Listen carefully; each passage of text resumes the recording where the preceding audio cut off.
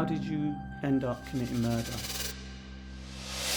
I am joined by the one, the only, Quan Huynh.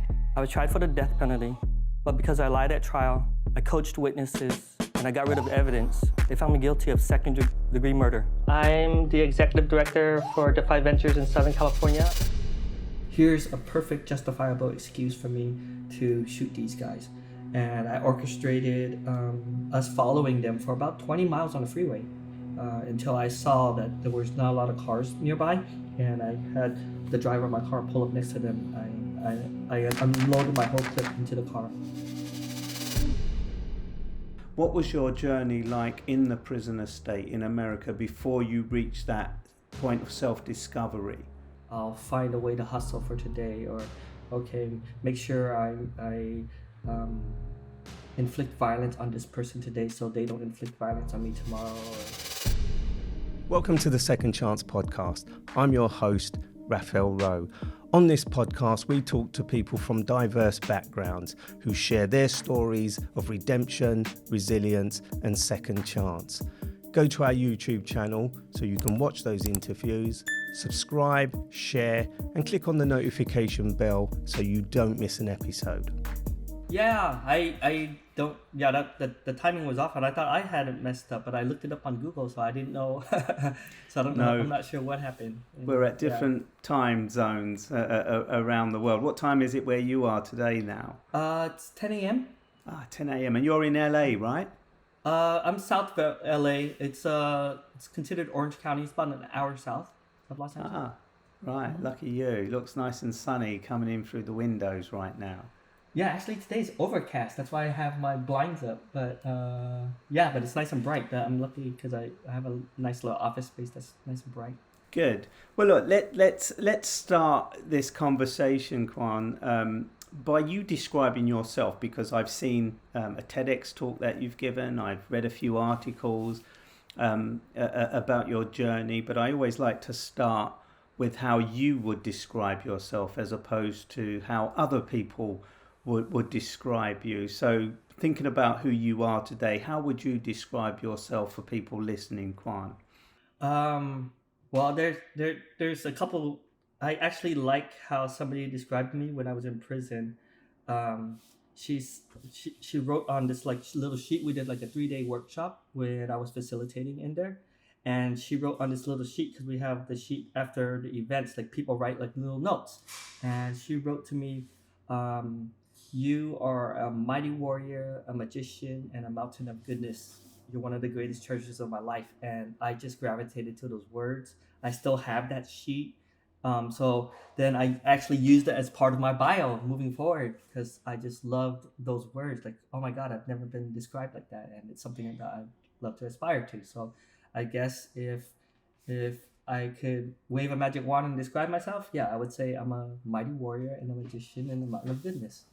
And why is that? Why would you describe yourself or adopt the description that this woman gave to you? Because I never saw myself in that light. Like I didn't like to have someone call me a mountain of goodness, and I liked the warrior part and the magician part. I knew that reference, like my facilitating skills and being able to weave magic for the men and the volunteers that came in.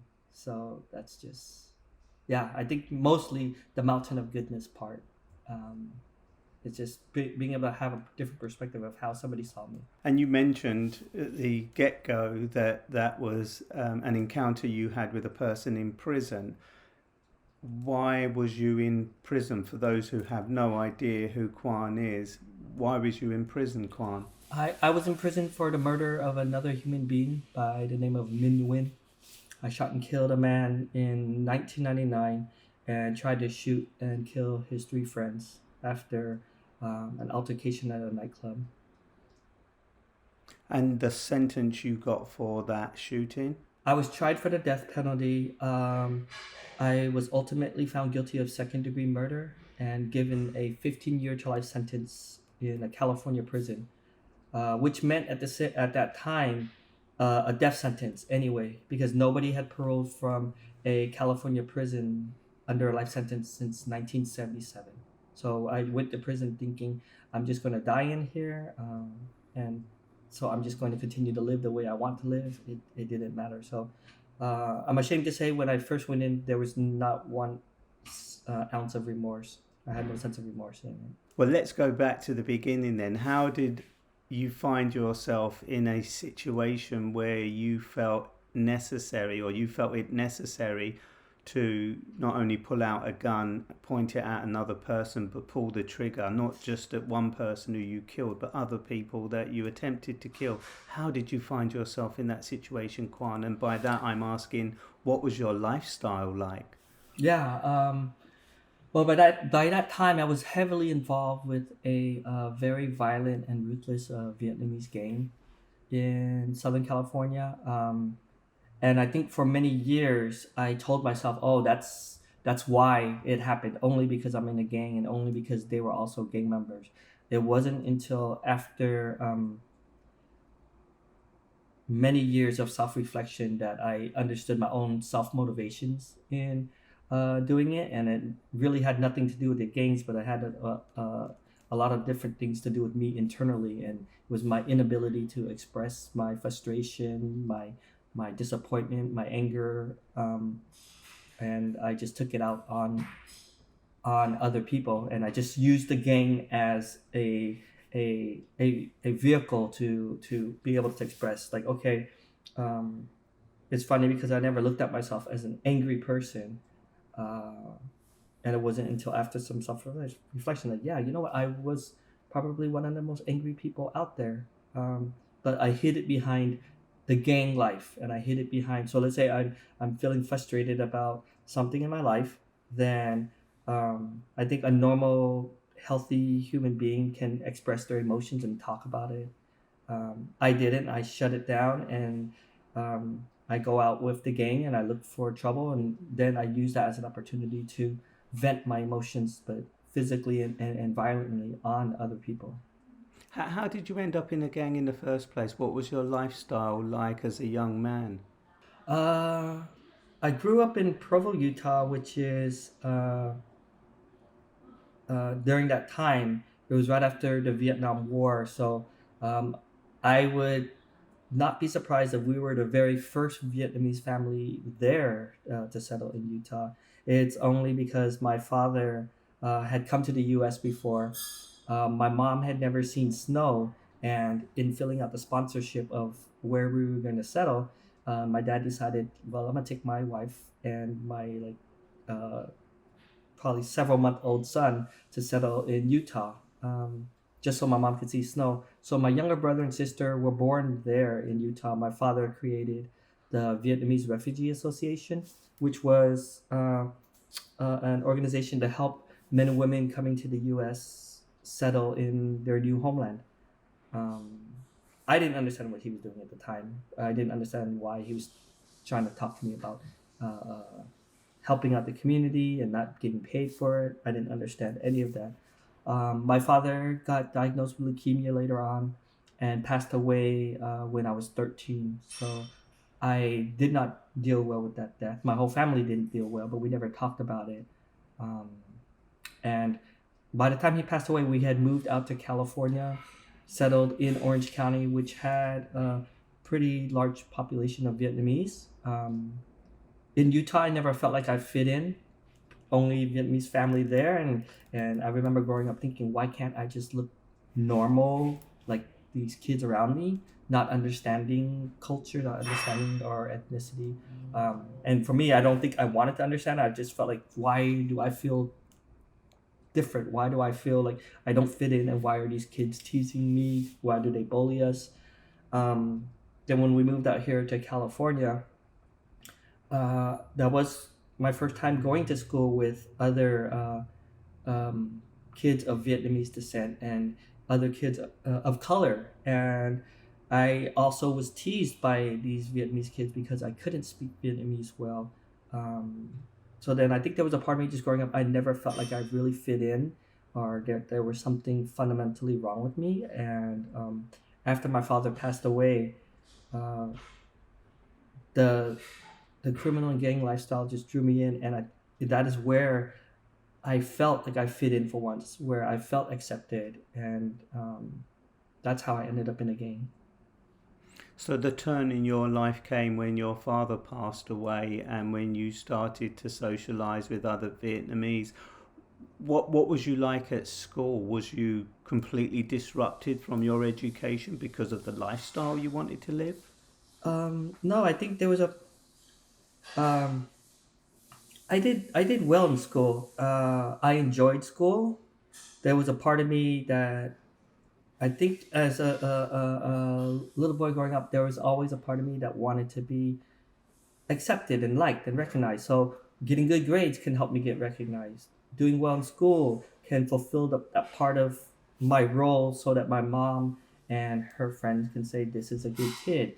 So there was like, I think for myself growing up, I just always chased acceptance and recognition, whether that's the as a student or the flip side as a gang member, it was a dual role, but I see it now as just fundamentally just wanting to be liked, just wanting to be accepted, um, but I pursued it in a very unhealthy environment path in the gang lifestyle.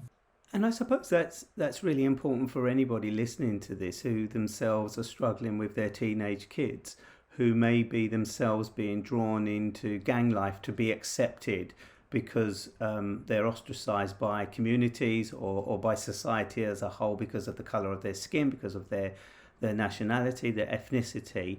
What do you think it was in your life that drew you into the gang? And I get that it was a part of you wanting to be accepted, but you can be accepted in many different ways. What was the draw to the gang life? There's also a fundamental sense of excitement. Of course, I never felt like I fit in with my peers that were Caucasian or were different. So, yet in the gang life with the Vietnamese, then there's a part of me feel like, oh, you know what? I'm finally where I actually belong. These are my people. Like they're during the 90s, during that time here in Orange County or Southern California, there was quite a bit of racial tensions between, so if I'm going to school with the white kids or the Hispanic kids and their gang elements are picking on us, but then, so we're telling ourselves this is a way to protect our people or community. Unfortunately, though, because of that, and then the young male testosterone, so it's not even only about protecting our community. Now this becomes my group, my family, my tribe, and so then it's not even about protecting our race because now it's protecting our name or faces. Yeah. And how did it manifest itself? Because it's interesting you described the gang as a group, because in some societies people are labelled as a gang when actually they're just a group of friends who can be labelled a gang. But I know that from what you say, it manifested itself into violent actions. Well, I think that's exactly what it will start out, a group of our friends that we hang out. But during that time and era, everyone has their group of friends. So they knew us as, oh, you're like that group or you are this group. And we never looked at ourselves as a gang, but there were a lot of gang elements around.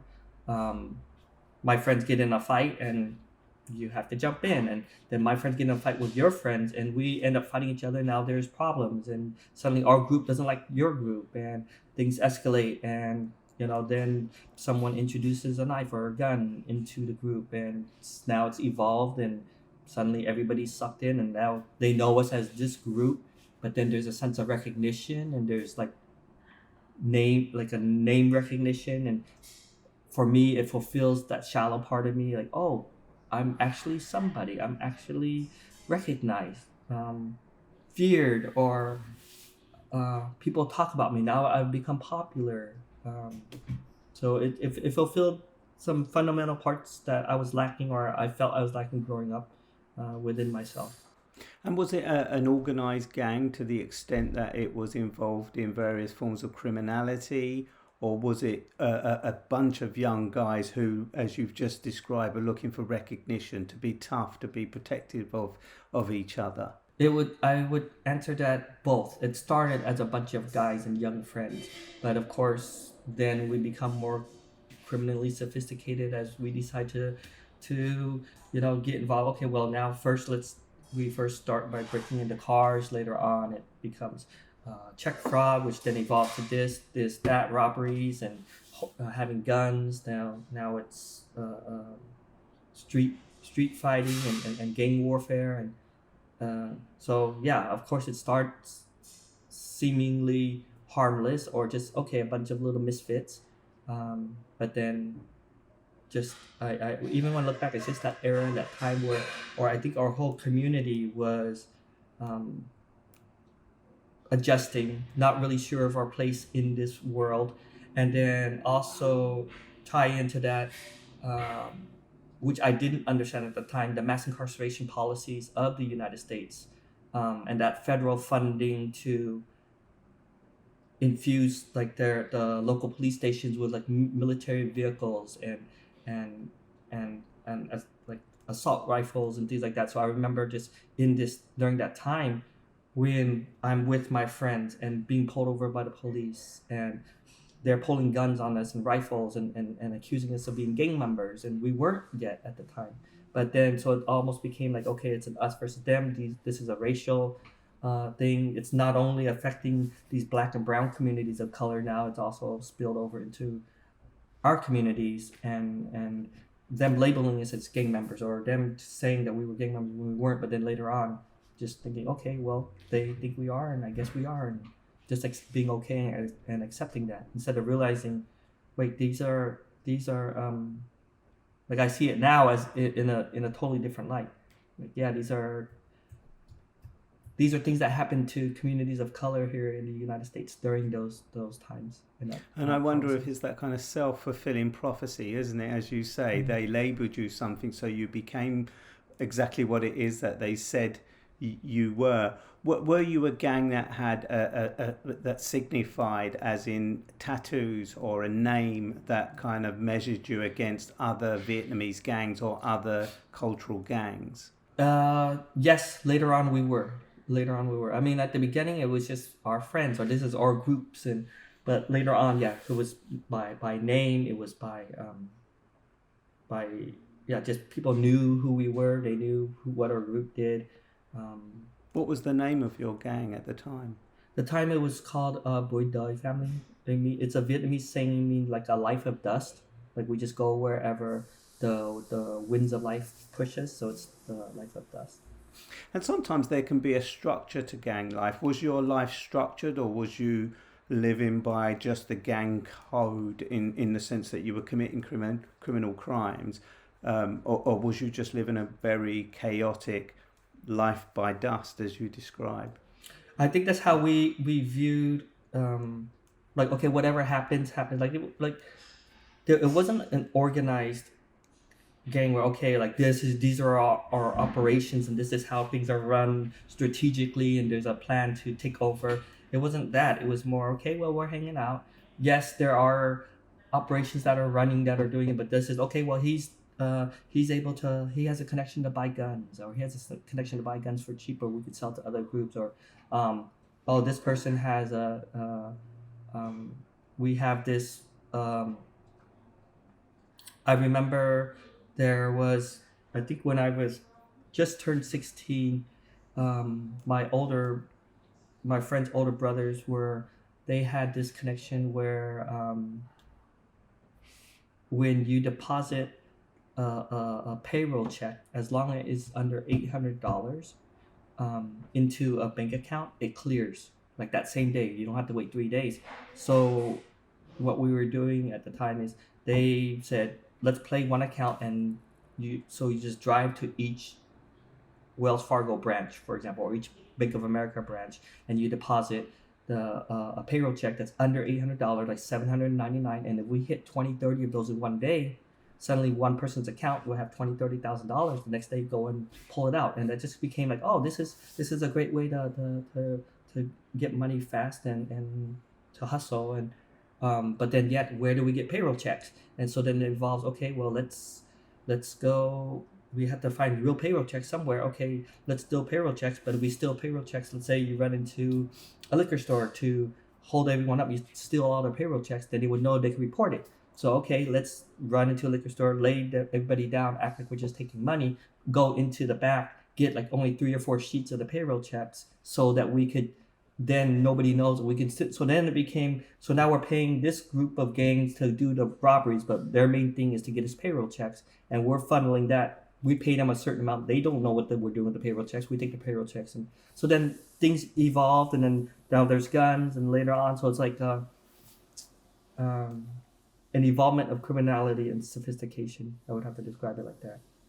I mean, me as a 16-year-old, like I didn't like, what do I know about any of that? I only knew the bigger brothers needed that, and here I am. Okay, I make a map, and here they give me all the checks, and I just go and I deposit them on. Okay, at the end of the day, they give me some money, and they give me like a burn credit card, and I just go buy video games and beef jerky, and then later on they tell me to hold this, come grab this briefcase. Inside the briefcase there's some guns, and I go, oh, now I'm cool, I'm tough. These older guys like me, and so there was just that mentality, and that I would have to say this deepening of criminal sophistication, and then later on that spilling into the gang life, and I'm already understanding certain things, or I just view the world that way, and and that just evolved from there. And where were I appreciate your father had passed away at this point, and he was probably, like most are, the kind of mentor, the inspiration, the kind of director in our lives, as are our mothers. But were there no mentors or people around you at the time who were trying to steer you and maybe your friends in the right direction? I would say no. I'm sure there were, but I don't know if there, like my mother, after my father passed away, during that time when he was in and out of hospital for 5 years, we were broke, poverty, so, even as a little kid, about 9, 10 years old, my first job was as a paper boy, because I didn't have money to buy shoes, and I had to find ways so the kids don't tease me at school, and my younger brother, so that as little kids we already grew up hustling, and then after my father passed away, he's in the hospital, but after he passed away, my mom still had to find work, so she finally finds work full time, so she's not around to really watch us, and I think there was a part of her that didn't know how to grieve, and in many ways I'm not sure if she totally has grieved my father's death to this day, but so then of course in the I remember in high school there was a coach that, when I was on the wrestling team, that tried to I think he saw that my brother and I were hanging out with the wrong kids, and he did try to talk to us, and there was a part of me that wished there were more people like that, but I think it fell on deaf ears for the most part, because I think just in my circle and social wise, it was more, okay, my friends, these are my friends, this is my group that really gets me, that accepts me as I am, and I'm recognized here. I won't be teased here. I feel safe here. And with criminality and that lifestyle comes the attention of the authorities. Can you remember the first time you were arrested and prosecuted? Did that happen often, or was it just something that happened when you ended up going to prison? The first time I was arrested was when I was 17. In high school, I always had this chip on my shoulder growing up because of my experiences with racism growing up in Utah. And in high school, we actually had beef with this self-proclaimed skinhead group. And so then there was, I think about 6 months before my first arrest, we had gotten to a fight with some skinhead kids at school. And then later on, it happened at a beach where we beat up one of the kids really bad. About a few weeks later, his mom had come in. I was working at Subway sandwiches, and his mom had come in with another guy, like all tattooed, I guess from some skinhead group. I didn't know who she was at the time, but then when she said that she was his mom and that she wanted to make sure that we weren't going to touch her son anymore, we beat up her son because her son had told on my brother for a burglary that they did together, and I said, yeah, as long as your son doesn't tell. I found out later on the streets that his mom, and that man had come in with a pistol to shoot and kill me. I was scared, but I was like, oh wow, this is now it's on another level. So then for my group of friends, like, okay, well now we gotta find a gun. So we went and got a gun, and then suddenly holding a gun for the first time, like, this is our gun. We carry it everywhere with us, never shooting anybody, but everything out of our mouths at the time. Now we have a gun. Some older people, some adults wanted from a real gang came to try to kill me, and so now we have to protect ourselves. Then one night, my brother came to my work and said that same skinhead had called my house and threatened to kill my mom. He's like, do you know where he lives? So I didn't. I asked my coworker, who she like, oh yeah, I know where Gumby lives. And she drew the map, gave it to us, and my brother and my friends said, we'll be back at 10 o'clock tonight to pick you up, and we'll find his house and we'll shoot this up. And I was fine with it. Yeah, let's go. We're going to shoot them up. How dare they threaten to kill my mom, you know? We'd never shot anybody before. I didn't, so I get off at 10. My brother didn't come to pick me up. When I went home, my brother was laid in bed and he was under the blanket. Like, he was scared. I was like, what happened? He's like, oh, we left and then we went to the arcade.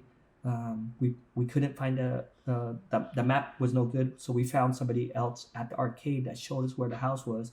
And Red ran up inside, knocked on the door and shot them. There was 4 people inside.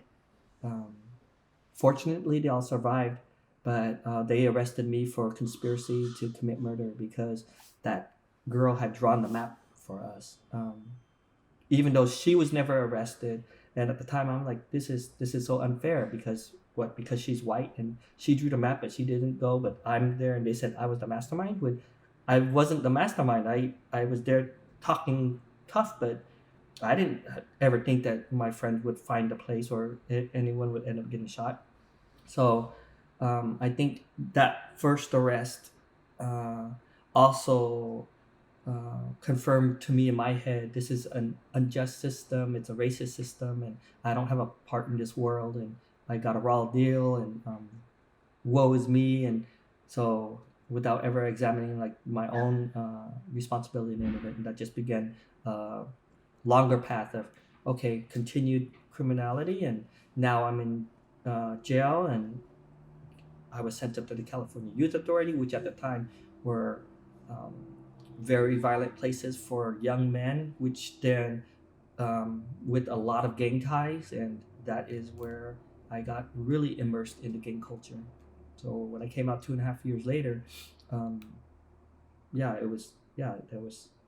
had turned into at the time I thought, oh, people here at California Youth Authority, that must be gladiator school. These kids are tough, and this is the true gang members, and I thought that was cool, and that's just how it continued to spin out of control from there. And did you end up going back in and out of prison a number of times? How many times before the last time? 4. I've done a total of 22 years of my life incarcerated, and for about 6 years, and then going in and out, and then ultimately committing murder, and I ended up doing 16 years. How did you end up committing murder? What happened? I went to... So I got up for the second to last time in 1998, and I was working at this organization called the Gallup Organization. I was recognized as their interviewer of the year. I was doing, and then they asked me to take a management interview. and so that I could be one of the 3 managers at the site to oversee the operations for 300 interviewers. So for me, when that happened, I was like, man, something's finally going right in my life for once. Like, here's my opportunity. I took the management test. The test is fully personality based. And it comes back and they told me, Quan, we're sorry, you are not a fit. So I think their words just like that. It wasn't intentionally meant to but for me, it touched on that core part of me. See, I don't fit. I don't have a place in this world. And I didn't talk about it. I remember I didn't talk to my girlfriend. I went downstairs, got drunk, didn't tell my mom about it. And within 2 weeks, I went to the nightclub with a couple of my buddies from the gang. And I brought my gun along. And when I came out the club that night, I found out my homeboys had gotten in a fight with another group. So for me, it was like, okay, here's my opportunity to take out everything that's wrong with my life onto this guy. Here's a perfect justifiable excuse for me to shoot these guys. And I orchestrated us following them for about 20 miles on the freeway until I saw that there was not a lot of cars nearby. And I had the driver of my car pull up next to them. I unloaded my whole clip into the car. And that's how I killed Mr. Minuwin and injured the other 3 men that were in the car. So that's exactly how it happened. How were you caught? How did the police catch you? The police caught me about 4 or 5 months later. So before, I guess when that whole first altercation happened, they had wrote down the license plate of one of the other cars.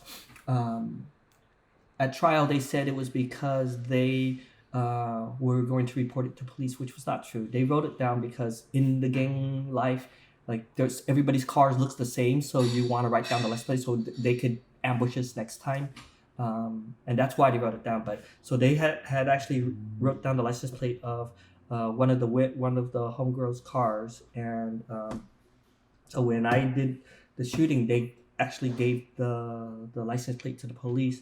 The police did a raid on her house the next day, and that's where the investigation began. And they knew that she had ties to us, and so they were. So I knew that. I knew like they were. But the thing is, she didn't witness the shooting. She didn't know that we had done the shooting.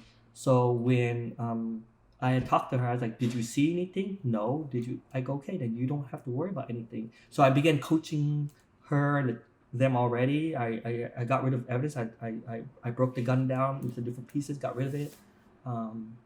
And then when they began investigating our group, they arrested one of my homeboys for a different case, and he was also in the car with me, so he gave up about me being the shooter and gave up about bunch of other stuff. So that's why they tried me for the death penalty for, I think it was like these things for lying in wait and for the benefit of a street gang and all these additional enhancement. But I was found guilty of only 2nd-degree murder because the jury didn't believe him. My attorney and I, we had twisted his words around, so they didn't know who did the shooting. They didn't know if it was him or me, and he wasn't a reliable witness. I had got rid of that evidence, like I said, and then I got on the stand and I lied. And I said I wasn't even the shooter. This guy made this up and he pulled the gun. So we twisted everything around because he was granted immunity to testify against me. The jury didn't think I was the shooter. They found me guilty under the felony murder rule, which has since been overturned, but I went up to prison with that life sentence. And what was that life sentence? 15 years to life. And how long did you serve in prison? I did 16. There were some rulings that came down from the Supreme Court where they had to say, what's the difference between a life without possibility of parole and a life with possibility? Because like I shared earlier, California had not paroled one single life-term prisoner, regardless of the time, since 1977. It was a woman that fought it all the way to the Supreme Court, and she opened the doors for us, the lifer population, I think in like 2007, 2008. And then men began litigating their cases, but it still did not actually start to happen until like 2014, 15, where we started to see like less than 2-3% of men going home. And then by that time, I had actually turned my life around. I saw the world in a much different way. I was practicing, I think several things had happened. My grandfather had passed away, and it made me think about, it was my father's father, and it made me think about like man, how did my life end up like this? My brother had sent me a picture of my niece, his daughter, and I saw her picture for the first time. I remember thinking, damn, she looks exactly like my brother, just as a little girl. And it took me back to my own childhood. Like, how did my life end up like this? Am I meant to die in here? Is this it for me? And fortunately, the one thing that did give me escape were books. So I was a huge bookworm in prison. And during that time, I have this habit when I'm reading, I'll go down rabbit trails of, I become fascinated with the book, and I go into the back, I go into the acknowledgments, see what they, who else influenced their writings, and I just go down these rabbit trails of different books.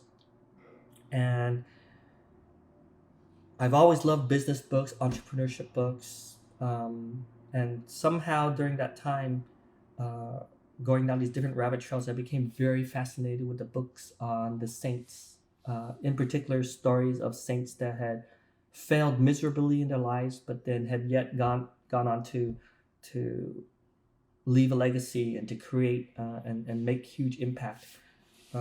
So then, of course, being fascinated with those books, then I go down other trails of books on mindfulness and personal development. So I would have to say it's like it became like this perfect storm for like my head and my heart and my soul. And so it was one morning on the prison yard, my head filled with these teachings and these meditations. And then I asked myself, like, why do I have to view prison as punishment? Why can't I look at this as a place where I can remake myself, even if I'm going to die in here? And of course, the answer comes back from the universe, like, yeah, you can. And so I remember that moment very well, because the sun was barely coming up over the hills, and I could feel its warmth. In the blades of grass, I could see the individual drops of dew. And up above me in that razor wire, I heard a sparrow chirping. And I tell everyone, like, yeah, the sparrows had probably been chirping my whole prison term. I never heard it. But that day I heard it. And that day, I would say, it's where it began for me, like this awakening, like recognizing other human beings as, yeah, well, we're just all on a journey. Some of them much further along, some of them perhaps not even awakened. But for me, that is where I have to say, like, I saw the world in a different light. It wasn't this cold, harsh, ugly place, but wait, here is my opportunity to become better. So one of the first things I did was, I remember I felt very led to check in with a therapist and begin speaking about my father's death. Mind you, this is 25 years after he passed away. And that was where I began grieving him. And then, of course, being the bookworm, I became very fascinated with the grief and loss process, in particular, Elizabeth Kubler-Ross's model on grief and loss. And then in reading and understanding that, I started to see, wait, there's men all around me that are also grieving. They have an inability to mourn any of their losses, whether that's the loss of a loved one, the loss of their family because they've left them, even the loss of like friendships because they were uprooted from one prison and sent to another, and now there's no way to talk about any of this.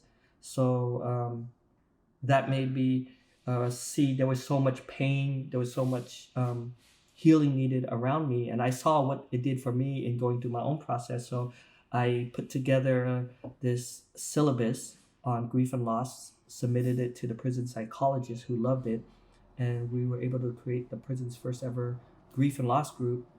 And for me to see it happening firsthand and to be there and to experience it and to see the opportunity for men to heal and to be able to begin morning, it was like the most meaningful, fulfilling moment of my life right there, where I felt, you know what, I feel alive for once, like it, and I suddenly felt like this is my purpose, and yeah, I may not ever go home, but what else can I do? And I started getting involved with other groups, creating other groups, and then it became for me like just this process of refinement of my soul each day, like what lesson can I learn from the universe today? How can I make myself a better person today? How can I be a small source of light for this man who perhaps is not awakened yet? Or how can I learn from this person crossing my path today? And so prison suddenly was became a place for me where, okay, you know what, I'm far removed from the world, but yet here I am in this little forgotten, discarded corner, and I'm able to make an impact, and I felt alive. So I would say, like, that's why I say, like, I was liberated and I felt absolutely free years before I was even paroled for my life sentence. It must have taken an incredible amount of energy out of you to get to that point, but it makes me wonder what your journey was like before you reached that enlightenment, Quan. You know, what your experience was like in prison before you found the moment that you wanted to change, and notwithstanding the fact that there was no end goal in terms of your prison sentence, you know, life without parole. Luckily, that didn't come to fruition and you were released. What was your journey like in the prisoner state in America before you reached that point of self-discovery? I would have to describe it as bland and lifeless and directionless. Like, okay, this is what happens, and okay, I'll just do what needs to be done for today. I'll find a way to hustle for today, or okay, make sure I inflict violence on this person today so they don't inflict violence on me tomorrow. Or it's a very lonely way of living without knowing it or being able to acknowledge it within myself and or seeing it in others. It was just like, oh, this is just prison and that's it, and we're just going to die here. And whereas after my Sparrow and the razor wire moment and being involved with groups, suddenly I felt alive for once. I felt I had purpose. There was meaning and fulfillment. Yet it's the same exact place, but now it's just a different perspective. And that's the only way I could describe it. And how did that perspective take you to the point where you started to see light at the end of the tunnel, as they say, where there was, I mean, you talked about the challenge at the Supreme Court that led to many other litigation cases where people were fighting for their freedom. When did it happen for you, and how did it happen for you, Quan? I went to the parole board.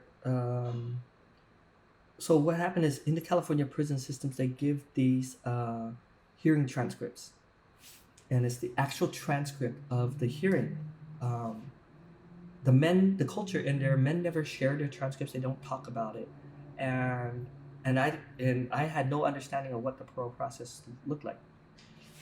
I had a buddy that was also a bookworm. Him and I always shared books, and for some reason, one day he comes and like gives me like 5 or 6 or 7 of his transcripts. He'd been down like 30 something years already, and he decided to let me, like, hey, read this, but which was like unheard of.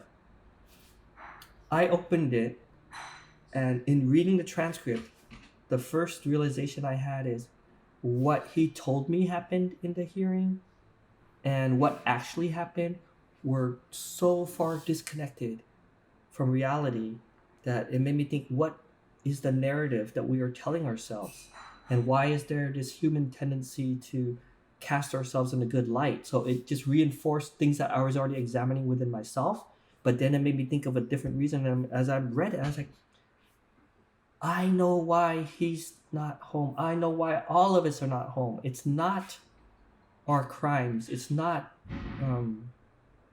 what we did. It's what we're telling ourselves about what we did.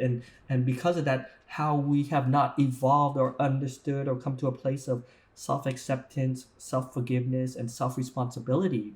around books, because by that time I was fascinated with a whole bunch of those concepts. So like using those concepts with those lens and applying it to the parole process, I go, this is the secret.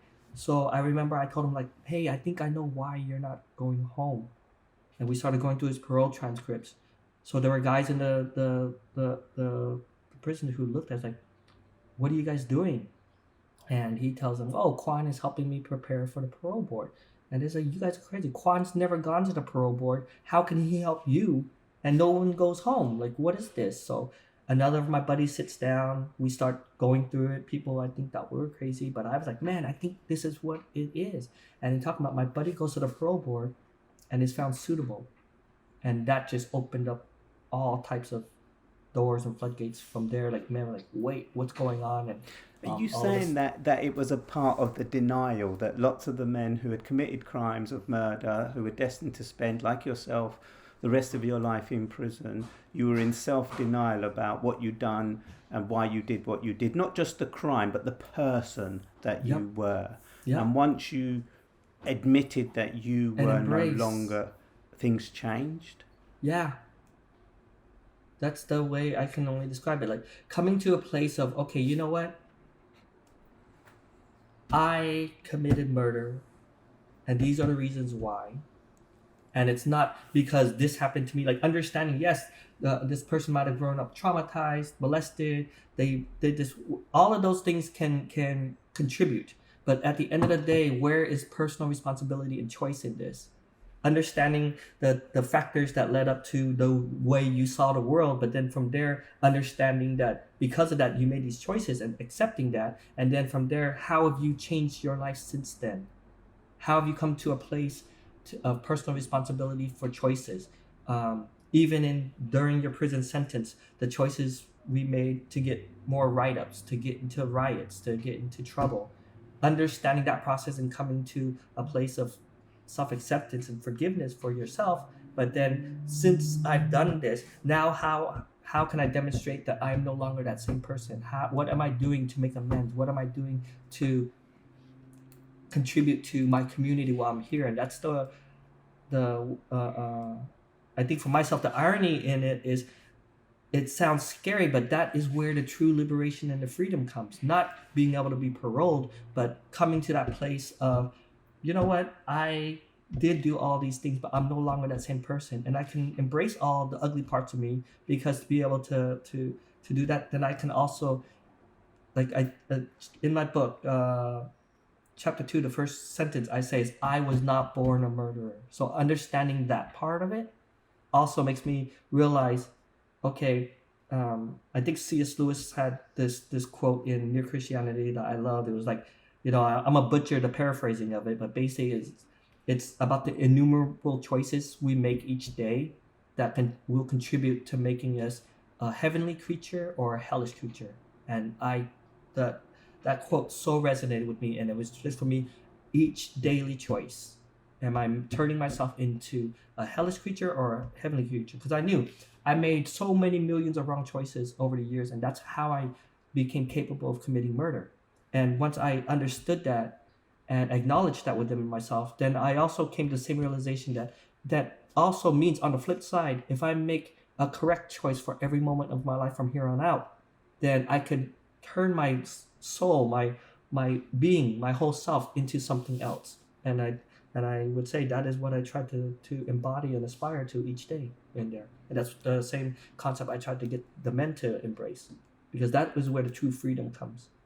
And how do you do that? How do you find that resilience within yourself to become the person that makes the right choice every day after spending so long thinking differently? And for you, it was the books. It was what you were learning about the world and how other people think and behave, and you were embodying that. When you took it into the outside world, who did you become?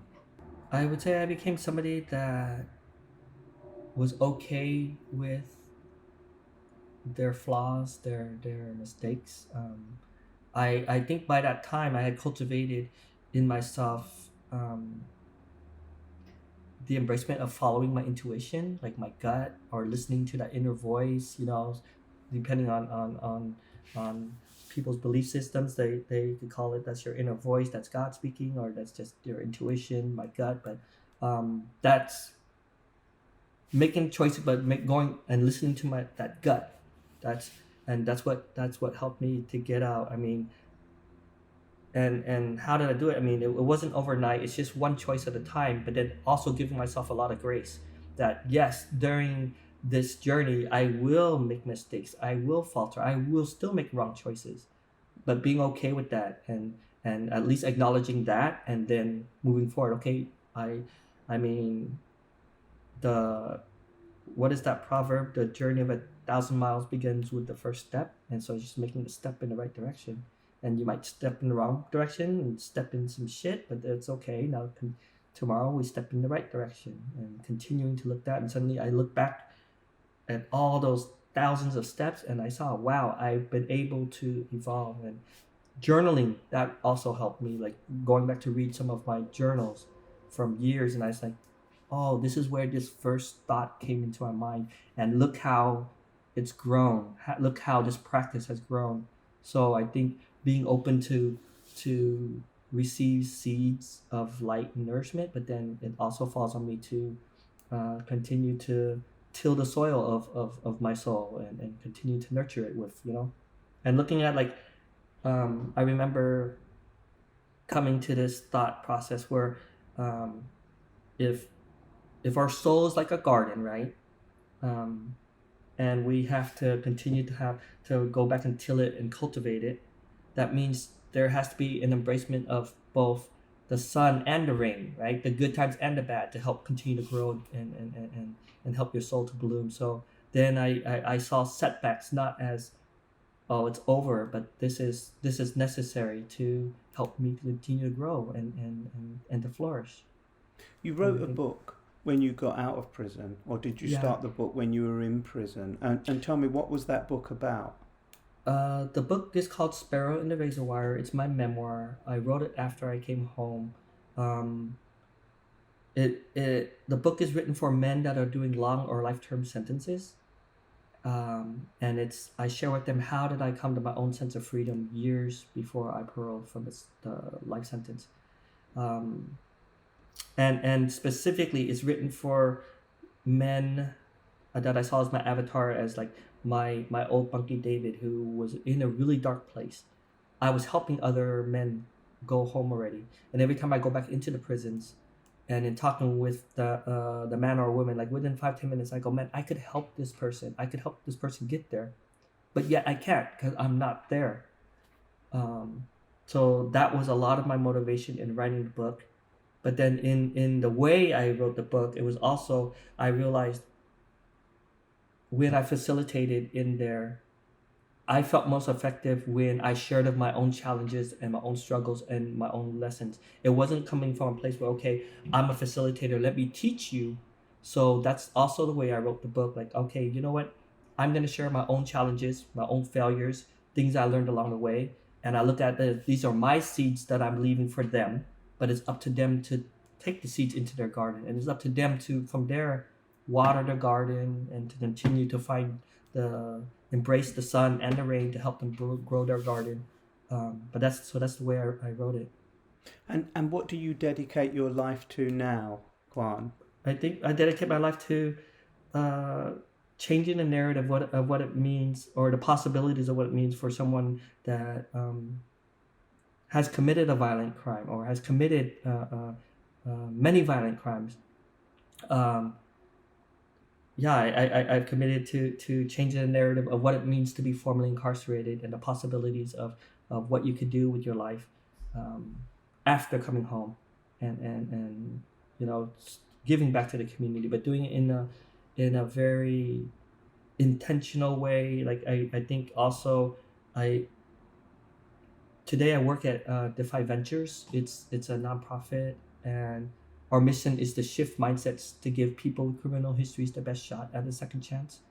And I get to help affect systems change and the way men and women are basically given a second sentence upon their release with their stigma and barriers to entry. So my work in the prisons and what I do out here, I think it's very in alignment with how I see the world, and very in alignment with my belief that, you know, every human being is worth salvaging.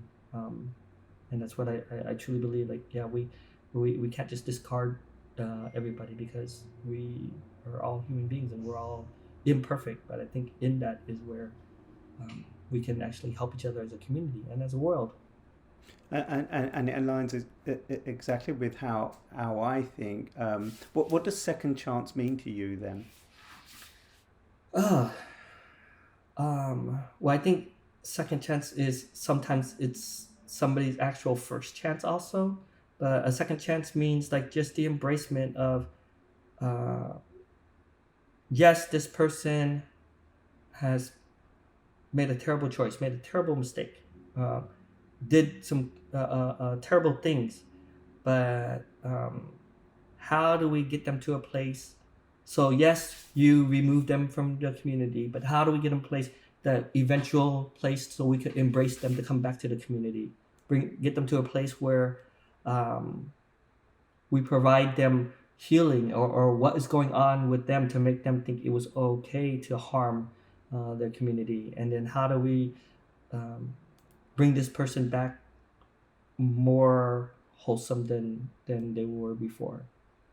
And do you think people in America, in California, where you are, Orange County at the moment, do you think people accept that? Do you think people embrace? No. They don't?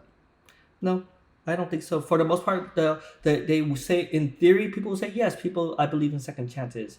But then there's always these caveats, right? Well, I believe in second chances, yeah. But what if they committed a violent crime? Oh, well, I believe in second chances, but yet I wouldn't hire them at my company. I believe in second chances, but I wouldn't want them to live next to me. So, but I think that's part of my my mission and my work out here, is to challenge those perceptions and to bring men and women into proximity with our incarcerated brothers and sisters, to show them the value of human beings, even if they're incarcerated, and the value of their journey. Because I think that's the other thing I always try to remind our incarcerated brothers and sisters, like, just because you're in prison does not mean you have not learned anything of value. You have not learned anything transferable. And in fact, there's a lot of things that you may have in your own journey that is very needed in the world. So look for your gifts, you know. It's an important message. Just thinking about when you were a young man, before you ended up becoming the person you are today because of the journey that you've been on, do you know what happened to the group of friends that you had before you went to prison? Do you know whether they have found the same enlightenment that you have through their own journeys, or have you been just completely disconnected with them over the last X amount of years? So some of them are doing great now. They're family men, have kids, have wives, doing things. Yeah, so I think each of us has come to our own place, our own journey. Some of them unfortunately have passed on. Some have are on the run for other cases, and I'll probably never hear from them again. Some are on death row. So yeah, I mean, our lives have gone so many different ways, but I'm just glad that I'm in a place where I can, where I feel fulfilled, and I feel like I have purpose, and I can help make a positive impact in the world. And what lessons have you learned? I think my own personal lesson is that I will still make my fair share of mistakes, and I will still have to struggle with giving myself grace enough to pick myself up and continue on. So that'd be my personal lesson. And when you came out, how long have you been out of prison now? I've been home a little bit over 7 years. And how difficult was it, even though it sounds like you became a very well-balanced person, you're very thoughtful and articulate in explaining your own journey.